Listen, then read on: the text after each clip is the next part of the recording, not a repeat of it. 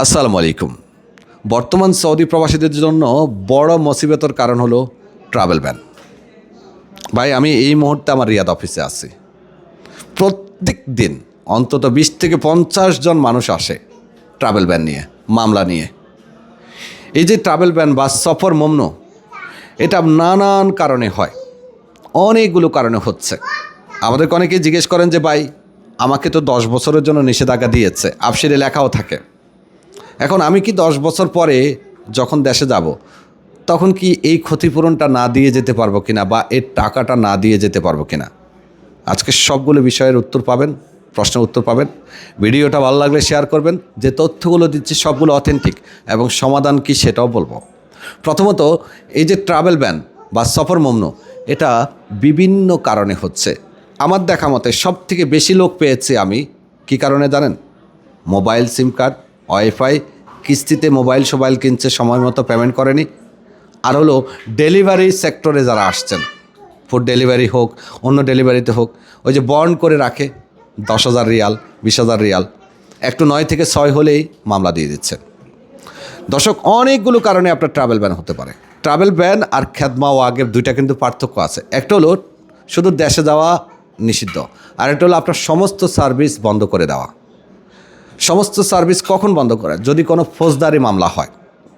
ধরুন আপনি কারোর সাথে মারামারি করছেন, সেক্ষেত্রে আপনার বিরুদ্ধে যদি মামলা হয়, আপনি যদি সময় মতো হাজিরা না দেন, মামলা সলভ হওয়া পর্যন্ত আপনার ট্রাভেল ব্যান থাকবে, সাথে খেদমা ওয়াগেব করে দিতে পারে।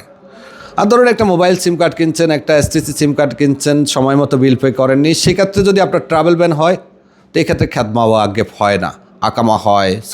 ছুটি তো লাগবে না, আকামা হয়। ব্যাংকের সিস্টেম চালু থাকে, কিন্তু খেদমা ওয়াগেব হলে সব কিছু বন্ধ হয়ে যায়। যাই হোক, কোনো সময় দেখা যায় যে কোম্পানির মামলার কারণেও কিন্তু খেদমা বন্ধ হয়ে যায়। আর রায় ঘোষণা করে দিলে কিন্তু খেদমা অনেক সময় অনেকের বন্ধ হয়ে যায়। সেটা প্রপার বুঝতে পারবেন কখন? যখন ইকামা রিনিউ করতে যাবেন অথবা ছুটি লাগাইতে যাবেন তখন, কিংবা আপনি অন্য কোনো সার্ভিস যখন নিতে যাবেন সরকারি, তখন। এখন কথা হলো, এই যে ট্রাভেল ব্যানটা, এটা যে হচ্ছে, এটা সমাধান কি? তার আগে বলে রাখি যে 10,000 রিয়াল, 10 বছরের জন্য যে নিষেধাজ্ঞা দিয়েছে, 10 বছর পরে কি এই পেমেন্টটা দিতে হবে কিনা? দেখুন, সৌদি আরব থেকে আপনি কারো হুকুক নিয়ে চলে যেতে পারবেন না, আপনাকে এই টাকা দিতেই হবে। 10 বছর আপনাকে সময় দিচ্ছে, 10 বছরের মধ্যে আপনি পেমেন্ট করতে পারবেন। আপনি কামাইয়া আস্তে আস্তে ওই কোম্পানির টাকাটা পেমেন্ট করার সুযোগ দিবে আপনাকে। তাই বলে এই নয় যে 10 বছর পরে আপনাকে মাফ করে দিবে, মাফ করবে না। এ টাকা 10 বছর পরেও যদি না দেন, আবার নতুন করে নিষেধাজ্ঞা আসবে। তারপরে আরেকটা বিষয়, সেটা হলো যে শেষ করার উপায় কী? যদি মামলা ফৌজদারি না হয়, যেমন ধরুন বিভিন্ন কোম্পানি দিচ্ছে টাকার জন্য, অথবা গাড়ি অ্যাক্সিডেন্ট করছেন, তার বিল পেমেন্ট করেন না, মুরুদ থেকে খেদমা বন্ধ করে দিছে, এই ধরনের টাকা টুকার জন্য ছোটো মোটো যদি কোনো মামলা হয়, তাহলে টাকা পেমেন্ট করলে সমস্যা সলভ হয়ে যাবে। ও আরেকটা কথা, গত পরশু দিন একটা ভিডিওতে বলছিলাম না, পুলিশ ধরলেও কিন্তু সফর ব্যান হয়ে যায়। তো যদি কোনো কোম্পানির বকেয়া বিল থাকে, তাহলে সেটা পেমেন্ট করলে এটা নিষেধাজ্ঞা উঠে যায়। যদি কোনো ফৌজদারি মামলার কারণে আদালত থেকে আপনার সফর মমনু করে দেয়, সেক্ষেত্রে যতক্ষণ না সেটা সলভ করতে পারবেন আপিল করে বা যুক্তিতর্কের মাধ্যমে প্রমাণ দিয়ে, ততক্ষণ পর্যন্ত আপনার এটা সমাধান করা সম্ভব নয়। অনেকের প্রশ্ন হলো যে ট্রাভেল ব্যান থাকলে আমি দেশে যেতে পারবো কিনা? না, কোনোভাবেই না।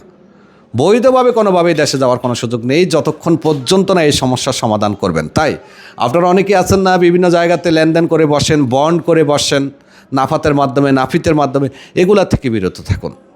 বিশেষ করে যারা বিভিন্ন ডেলিভারি কোম্পানিতে আসেন, তাদেরকে সতর্ক করতেছি, ভাই আল্লাহর কসম, আমাদের কাছে 100 জন আসলে 80 জনই ডেলিভারি কোম্পানির লোক।